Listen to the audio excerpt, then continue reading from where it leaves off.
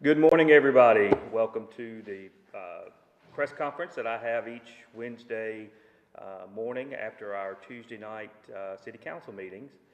We do this to go over some of the topics that we had last night and to also take more questions from the media and citizens who are watching. But first, before I go into some discussions about the meeting, I want to say another big welcome to Dr. Stanley K. Ellis, who's the new superintendent of schools here in Columbus. You might have seen him out and about. He's very proactive in going into the schools and visiting with citizens and elected officials and business leaders, trying to get acquainted with us. I hope that if you haven't had a chance to visit with him, you'll reach out to him and be very supportive as he moves forward in this new, very important role in the city. Also, I want to say thank you again to all the citizens and city employees who worked so hard to make the Night Out on Crime so successful last night. The council and I, along with the police department, the fire department, and department heads without the city, went around to each location, the North Haven Woods Park, the East Columbus Gym, Sim Scott Park, Townsend Center, in the Sandfield community. There was a good turnout for each of these events. It's important that our city recognizes this event each year, where we try to bring citizens together and our young people to get to meet and visit with police officers and other officials of the city and their elected officials to try to make sure that we're dealing with all the needs in their neighborhoods. We can talk to them about the serious issues that are going on around the country now when it comes to gun violence and drugs and all the things that we see that can affect the quality of life in our cities. But the folks last night were some of the best food I've had in a long time. In fact, I ate too much at each stop. But again, thank you very much. Those kinds of events are not easily pulled together, and we're most appreciative.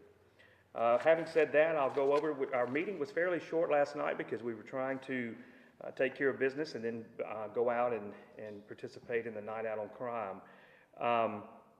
One of the things that we did do last night, we had our bond counsel from Butler Snow and our municipal advisors in town from Government Consultants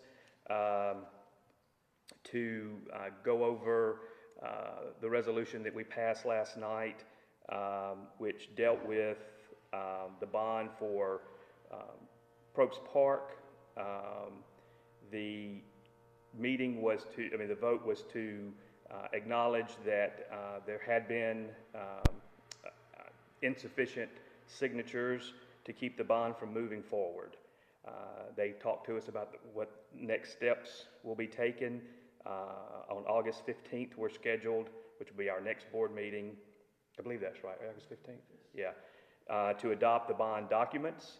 And they gave the city a tentative calendar on what all the next steps will be. And as we discussed last night, one of the issues that they're hoping is that we have our 2021 audit finished in time before they start working with the banks and others to get our bond rate.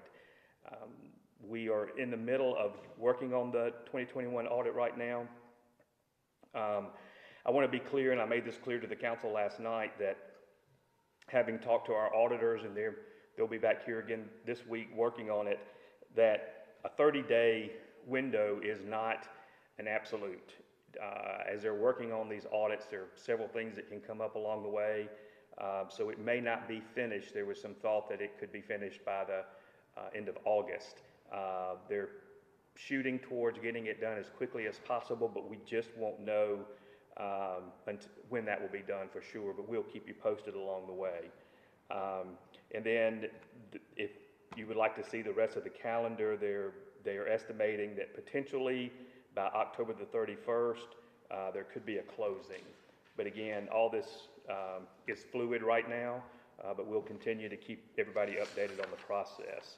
The other matter that we voted on last night was the budget calendar for this year's budget. We will post this where you can see it on Facebook and on the city website. But basically, we will begin August the 3rd. What's today? Second, tomorrow. We'll begin the budget workshop with our department heads. We have already been discussing and working with them. In fact, I was down at Public Works just yesterday, looking at some of their equipment and the trucks that are needed there. What we try to do is not just take in numbers from the department heads, but actually go on site and look and see what the real needs are in their department. So that process has begun. We will publish the first notice of a public hearing to consider tax levies, a budget for the upcoming fiscal year beginning August the 10th. We do not foresee any tax levies. We don't foresee any increase in the mill for this year's budget. August 17th, we will publish the second notice. On the 22nd at 5, we will hold our first public hearing on the budget. We'll do it here. We've done it for the past 2 years. We did it at Trotter. We just didn't get a huge number of people that actually attended. We did have a lot of people watching on Facebook. So this year we're going to move it to the courtroom here at City Hall upstairs. We'll do that at 5 o'clock on the 22nd, again on the 24th at 5. And then we will meet on September the 5th at 5 p.m. at the Municipal Complex for the City Council meeting to adopt the budget. Then we will publish the budget and the adopted tax levy resolution in the packet on September the 7th. And then on the 12th at City Hall, our plan is to file the budget with the municipal clerk. Then on September the 14th, give public notice of the availability of the budget for inspection. Now, by state law, we have until September the 30th to do that. Between September the 15th and September the 30th, our goal is to have it ready on September the 14th as we move into our new fiscal year, October the 1st. So that's the look of the budget calendar. We will get that out so everybody can be aware of it. I highly encourage citizens to attend when we're having the budget hearings, but also if you have some ideas or concerns, you can reach out to us at any time. It's important that when we're moving forward on our budget that our citizens are knowledgeable and involved in the process. And so with that, those were the two major issues that we dealt with. Good news too that we just did a request we had the council approve the purchase of 2 new boom trucks, which is, everybody knows we've been having quite a bit of problem with our boom trucks. They have just outlived their livelihood, and we're just piecing them and putting them back together.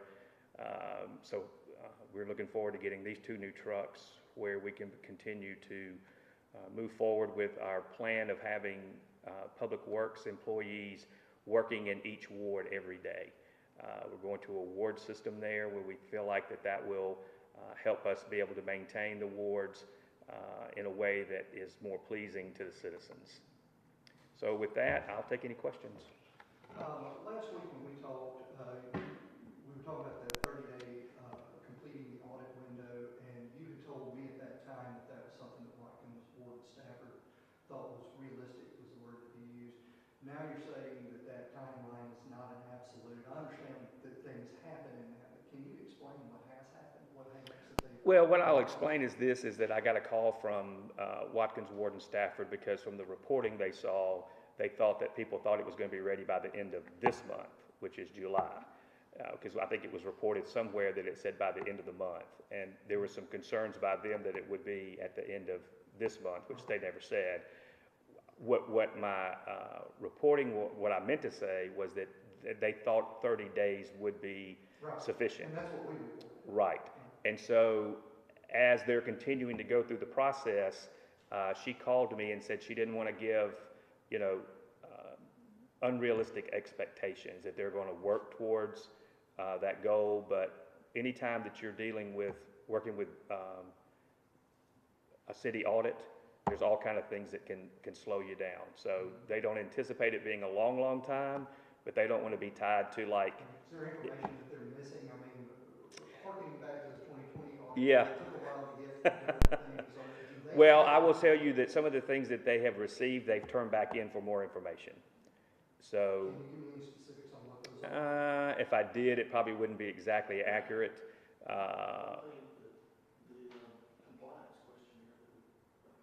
Yeah, the compliance questionnaire that we approved last night was from 21. That should have been approved by the council that year, and it was not.